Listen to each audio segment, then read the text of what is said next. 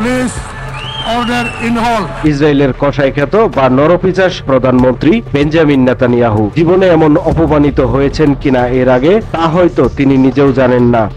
Please order in the hall.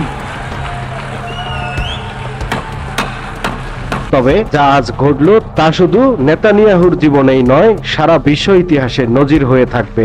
In the hall. জাতিসংঘের সাধারণ অধিবেশনে ইসরায়েলের প্রধানমন্ত্রী বেঞ্জামিন নেতানিয়াহু ভাষণ শুরু করার আগেই অধিকাংশ দেশের প্রতিনিধি দল একযোগে সভাকক্ষ ত্যাগ করেছে। আর এই ঘটনায় শুরু হয়েছে বিশ্বব্যাপী তুমুল সমালোচনা ও বিতর্ক। শুক্রবার ৮০তম সাধারণ অধিবেশনে জিএমটি সময় দুপুর ১টায় নেতানিয়াহু ভাষণ শুরু করতে মঞ্চে ওঠেন। ঠিক তার আগ মুহূর্তেই একে একে খালি হতে থাকে প্রতিনিধির সারি। এই গণপ্রস্থান ছিল গাজায় ইসরায়েলের চলমান গণহত্যার বিরুদ্ধে প্রতিবাদের প্রতীক। অক্টোবর ২০২৩ থেকে টানা ইসরায়েলি হামলায় এখন পর্যন্ত ৬৫,০০০-এরও বেশি ফিলিস্তিনি প্রাণ হারিয়েছেন। এসব নিহতদের বড় অংশই নারী ও শিশু।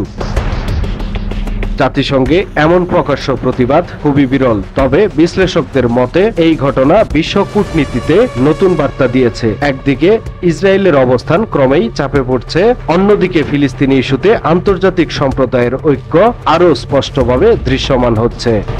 নিউজ ডেস্ক, সময়ের কলম।